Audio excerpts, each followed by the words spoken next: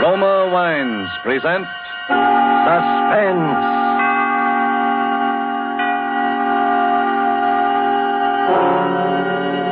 Roma Wines, made in California for enjoyment throughout the world. Salud. Your health, senor. Roma Wines toast the world. The wine for your table is Roma Wine, made in California for enjoyment throughout the world.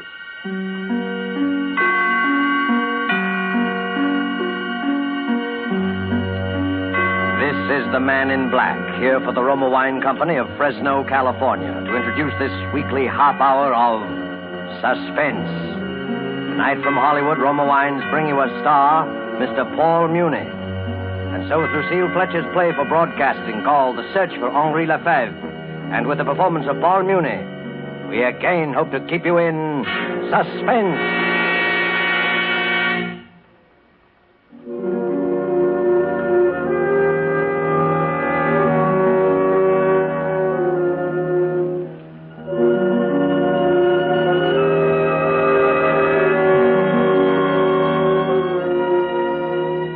Just set down the last note on paper.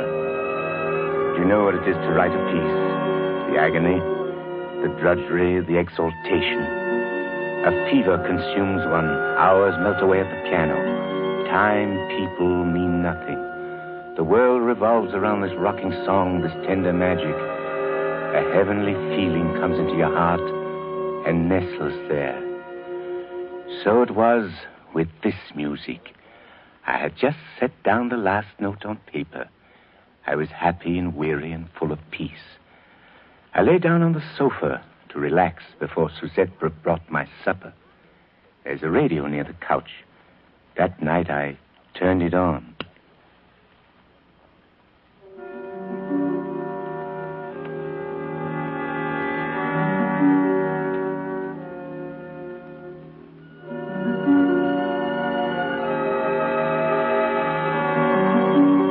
It is to feel horror, true horror, the animal thing.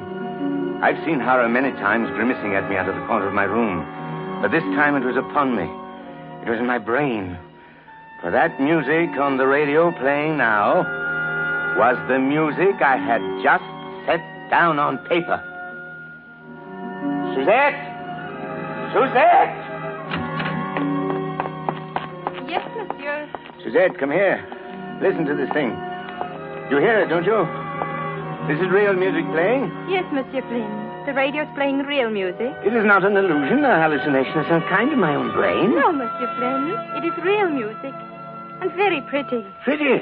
What is the matter, Monsieur? Is anything wrong? Don't you like it? Then we will turn it off. No. Leave it on. Leave it alone. Listen to it. Sit there beside the radio and I will get it for you. What, Monsieur? My score! Look at it. Note for note. Even as they play, my tonality, the oboe solo. And I thought, it's a joke. A joke, an incredible joke. Oh, Monsieur, I cannot read music. I do not understand. Perhaps someone in this building has heard me play. But no. This orchestration is the same, and the orchestration is a secret, quiet thing that one does alone. Perhaps they have stolen the score. Someone has copied it. But I only finished it this afternoon. It has been here in a drawer and on the piano. Unless someone else. There is someone else, someone like me. With my brain, my soul. A kind of double. It is over now, Monsieur. Do you want me to turn it off? No. See what they announce. So concludes another... See what they dare to say. Series. You've been listening to the Elegy for Orchestra, Opus 42, by Henri Lefebvre. Henri Lefebvre? Henri Lefebvre! Calm yourself, Monsieur. Henri Lefebvre? Why, I'd never heard of the man. He's an imposter. And they're liars. Get me the broadcasting station at once. She slipped out of the room, and I sat there staring at the freshly written pages. My brain was reeling. It was my music, every little note, every turn of phrase. Before me, the silent radio faced me like a mocking, sardonic sphinx. Adolphus, my good fellow, what's happened? Monsieur Picard. I thought it best to bring him, monsieur. Your good friend. Did you call the broadcasting station? Yes, monsieur. And what did they say? They said, monsieur. Oh, Monsieur Picard, I'm afraid. They said, Adolphus, that it was a piece by Henri Lefebvre. An old piece, written nearly 15 years ago. What? Adolphus, dear boy, now try to be calm. Dear me, you composers are so temperamental. Sit down and try to analyze this thing from a mental viewpoint. 15 years ago? But I finished it today. The brain is such a queer thing, Adolphus. And a musician's brain, that is still a puzzle to us scientists. 10 years ago, perhaps even 15 years ago, you heard this piece somewhere. Perhaps your conscious brain scarcely noted it. You were thinking your own thoughts, but your subconscious reached out and grasped it for yourself. And now, 15 years later... What are you trying to say, Monsieur Picard? That this piece is not mine? That I stole it from this imposter? No, I assure you, my dear Adolphus, you've always been utterly original. I wrote that piece myself, do you hear? I tore it out bit by bit from my own creative imagination. If I had remembered it, even my own subconscious, would it have come so hard? It would have flowed out like a dream. But I had to struggle. Look at these erasures and these cuts, this coda. And you say it was exactly this way on the radio? Exactly as though they had copied out the parts in the twinkling of an eye. And an orchestra was reading my score. It's very strange. The man either stole my piece somehow, or else there was some terrible coincidence. Some simultaneous crooked streak of identical inspiration that leaped across the world. Adolphus... Who is this Henri Lefebvre? I should like to know him, to confront him face to face. Henri Lefebvre. You've never heard of him, Adolphus? No. He was a rather famous composer in my youth, a writer of symphonies and operas. And what has happened to him? Is he still alive? It is an interesting question, Adolphus. I must confront him, do you hear, Monsieur Picard? I'm convinced that there's something unreal about all this. Fate has played me some trick. There is some horrible linkage between this man and myself. Some string vibrating in his brain which has caused a like vibration in my own. I must find him. I must somehow break the spell. And supposing this Henri Lefebvre is dead. Dead or alive, I must discover where this music came from. And what it meant to him. And what it may mean to me.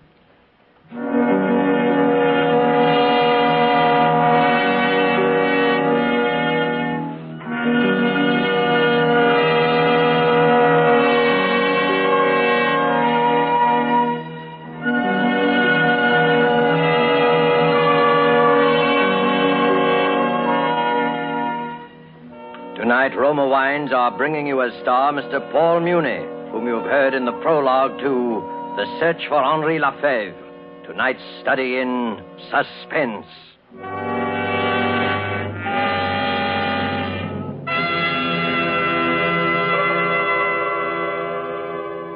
Down in Bermuda, there's a famous club, renowned for its fine food and gracious living. Suppose we go there now to the exclusive Coral Beach and Tennis Club and observe a dinner party on the terrace. One of the party, a North American, has just raised a toast to his hosts. As he lowers his glass, another is raised by his Bermudian friend who says, "It has been a pleasure, my friend," and in a way, payment on a pleasant obligation to your United States. For your California has given us this superb wine in which we drink these toasts. So delicate, so excellent in flavor and bouquet that we import it, your famous Roma wine. Yes, that is true, for in Roma wines you will find the uniform qualities which make a wine truly magnificent. A delicacy so delightful, many foreign lands know Roma wines as an expensive, special occasion treat. But for millions of Americans, Roma wines have long been a daily pleasure for greater enjoyment of meals, for delighting their guests. A pleasure which costs you only pennies a glass.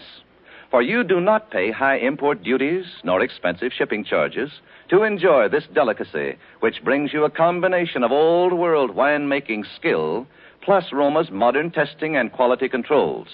No wonder, then, that Roma wines are America's largest selling wines. Ask for ROMA, Roma wines, made in California for enjoyment throughout the world. And now it is with pleasure that we bring back to our soundstage our star, Paul Muni, in The Search for Henri Lefebvre, a tale well calculated to keep you in suspense.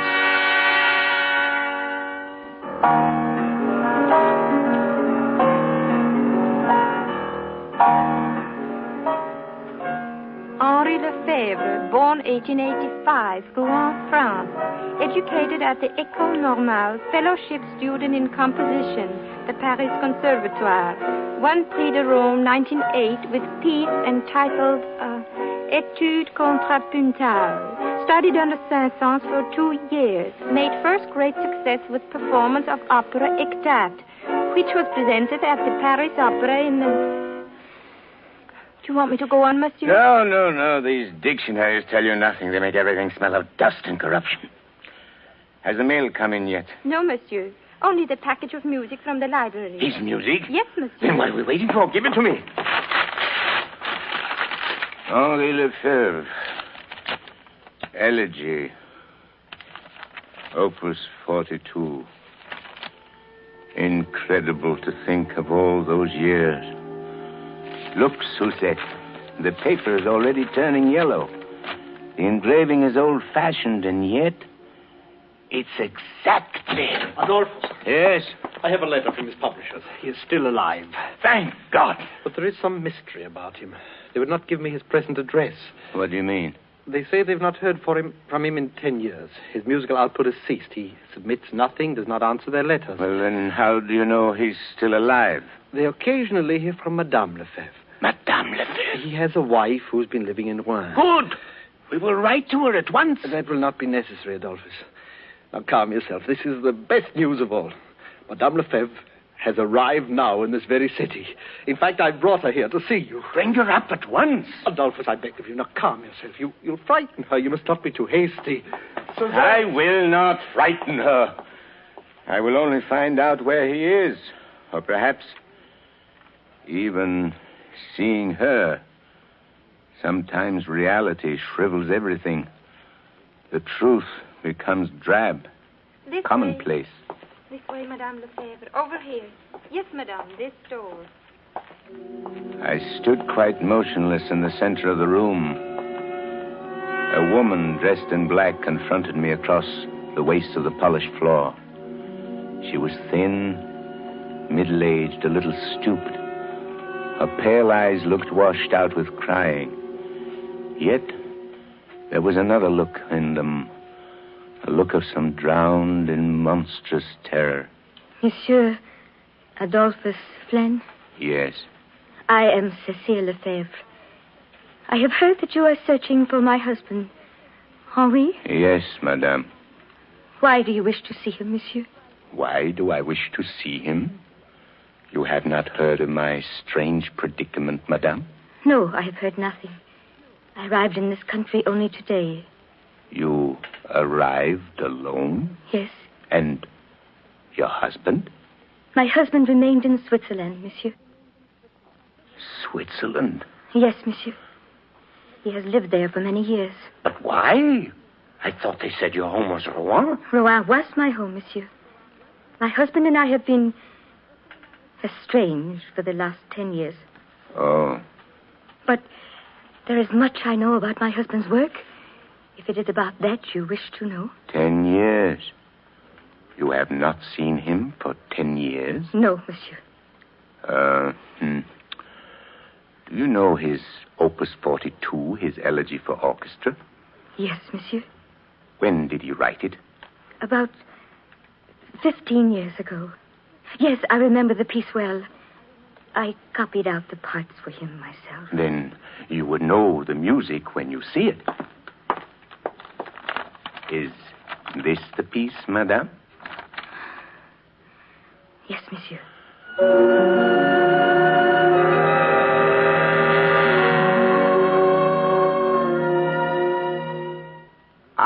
wrote this music, madame, a month ago, out of my own head. Impossible, monsieur. Impossible, but I tell you it is so. How could it be? This is my husband's piece. I remember the night he wrote it. Hot midsummer night. The windows were open. We could hear the bells of Rouen ringing the hours. He could not sleep. Our little daughter had been crying. Your little daughter? Does this distress you, monsieur? No. Please go on. He wanted to call the piece Pavin for Louise, after our little daughter. But I wouldn't let him. It was too sad, I said, and I made him call it just Elegy. But he said it was her piece, that he had been thinking of her crying all the time he set it down. It was as though all the sadness that was in his love for her had gone into the melody. But I still don't understand. I wrote this music out of beauty, out of spring, sunshine, and happiness. He could never understand why it was so popular. He didn't want to publish it. He hid it away, saying it was like a premonition. It had come to him like some hideous omen from another world. And he was right, monsieur. How do you mean? Our little daughter, Louise. She died a little while later. Madame Lefebvre? Yes, monsieur. I beg your pardon for crying. I do not want to see your husband or hear this music ever again. My search is ended. Do you believe in ghosts, madame? No, monsieur. I've been through too much to believe in poor, sad ghosts. But I do. I believe that neither your husband nor myself really wrote that piece. There is some further horror, some demon force at work in this music. It captured him, and it has captured me. Tell me, Madame Lefebvre, did your husband write any music after he wrote this piece? Not much more, monsieur. You mean it racked his brain as it has racked mine? Leaving him without inspiration? No, it was not that. He continued to write. He still writes. But nothing he has written for 10 years has had any meaning. What do you mean? Monsieur, have you not already guessed the truth? My husband has gone mad. He has been mad for the last 10 years, shut up in an asylum in Switzerland. Oh. I have told very few people. It is a form of horrible neurosis. Work neurosis, the doctors call it. He seems to have lost his heart. The events of his past life are meaningless to him. He has even forgotten our little dead Louise. How terrible. And now he sits in a bare room and writes music all day long. He's become a slave, a machine. They tell me that his shelf is packed with scores, but all of them are only an endless jumble of notes. Notes such as a child might scrawl across the paper. And it was the music? The ghost music that did this? Who knows, monsieur? Yes. There were seeds of madness in this thing, even from the beginning. There was something uncanny. Why should that radio play that music just after I had finished the piece? Why should you, a perfect stranger, have come here and found me? Perhaps I, too, am destined to go mad. Monsieur, believe me, people do not go mad so easily. To be destroyed as my husband was destroyed, one must have deep sadness and love. One must have human ties, a wife, a beautiful little child. You have no such ties, monsieur. No. I have no ties. My husband went mad because he loved too much. When our little Louise died, he thought that he had killed her. She died of simple pneumonia, but he could never understand. He became insane with grief. He thought he was her murderer. Don't you see, monsieur? You who live here alone, whose life is so quiet. Madame Lefebvre. I beg your pardon, monsieur. I have seen you before, Madame Lefebvre. Hi, monsieur. I have met you somewhere. I have heard your story. You have come here before? No, monsieur. I have never come here before. Then why should your face seem so suddenly familiar? And your words? There's something uncanny about this thing, madame. For a moment, I thought I knew. Knew what, monsieur? I thought I knew you and your husband and Louise, and that I had lived. Monsieur! Perhaps it was only in one of my nightmares. But somehow... Try to remember, please. Remember... The little house in Rouen. The stone house. The tree in the garden. The coffee on Sunday afternoons. The Bechstein piano by the window. The bedroom with the calico curtain. The little carriage underneath the stairs. Louise doll carriage. Louise! What have we done to her? They have taken her away. And I have killed her. A little doll carriage waits at the bottom of the stairs, but she will never come back. Never come back. No. She's been dead for 10 years. You must not think of her anymore. You're getting better. Dr. Picard says you are getting well. Dr. Picard? Your doctor, Henri. What are you talking about? I have no doctor. Don't you see, my darling? Your long search is over. I am Henri Lefebvre? Yes, darling. I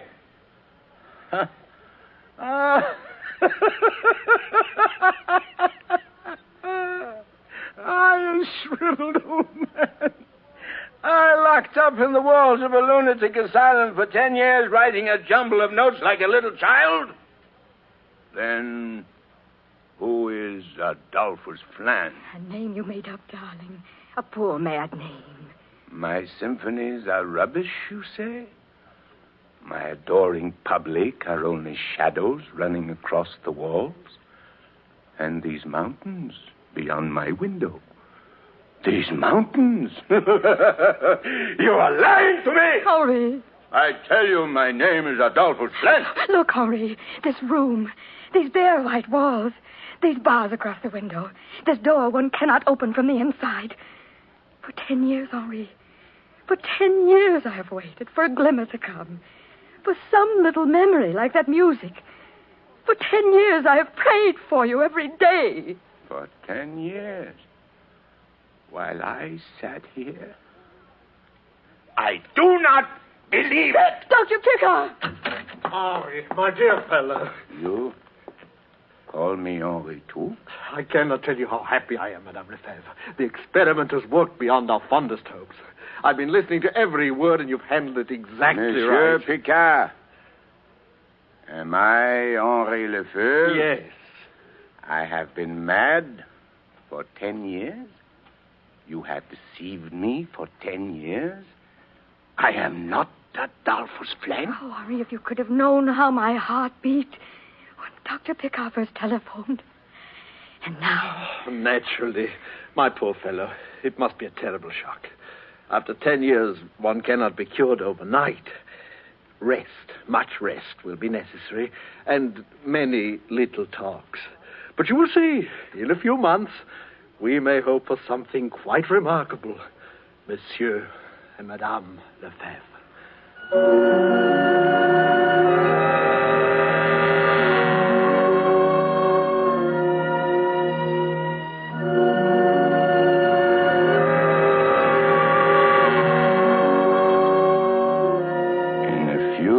He said, in a few months I would be able to go back. I would take up the threads of my own life as Henri Lefebvre. I'm still here in this room, with its bare white walls and its door that locks from the outside. I'm still here, although I know now for sure that my name is Henri Lefebvre. A sadness is in my heart, an unutterable pain that I can never conquer. Rouen has come back. The stone house, the little dog carriage underneath the stairs. And my arms ache with longing for a little dead child with long honey-colored hair. There's no music in me now, no music save that one tune which sings in my head all day long, my pavane for Louise. If I could only get it out of my mind, I might be able to work again. I might be happy as I once was happy. I might look out of my window and find a symphony in the sunset on the mountains. That is why I will not go back. I will not leave this room until I find him again. Until I find Adolphus Fleur.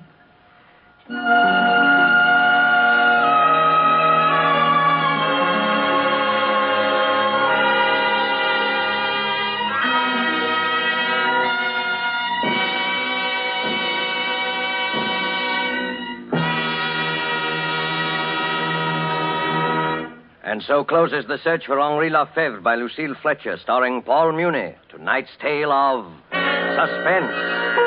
Suspense is produced and directed by William Spear. Roma wine makes every meal taste better. That's the proven experience of those who have discovered the flavor-complementing magic of these superbly delightful yet inexpensive wines. For a new mealtime thrill, try serving food with Roma wines, whether it be fish, meat, or poultry. Then simply place the bottle well chilled on the table with the meal. Serve it in any kind of glass. Once you taste the addition these delightful wines bring to the zest and savoriness of even the simplest dishes, you'll wonder why you've ever done without Roma wines. Remember, it costs you only pennies a glass to add the marvelous flavor-complementing magic of Roma wines to your daily meals. Ask for ROMA, Roma Wines, America's largest selling wines, made in California for enjoyment throughout the world. This is Paul Muni. It's been a great pleasure to appear in this distinguished radio play theater, which is devoted to the art of suspense. I should like to pass along to you the information that I just gleaned from Mr. Spear. The next week, at this same time, my friend, Mr. Herbert Marshall, will be your star in that very extraordinary novel of vengeance and retribution called The Beast Must Die. And one more word. You've been hearing a great deal about the Fifth Warlone Drive. It may sound to you as though we on the radio are being a little overly insistent about it. Well, we are being insistent. You must listen. You must respond. Buy an extra war bond tomorrow. Next Thursday, same time, you will hear Herbert Marshall as star of Suspense. Presented by Roma Wines, ROMA, made in California for enjoyment throughout the world. This is CBS, the Columbia Broadcasting System.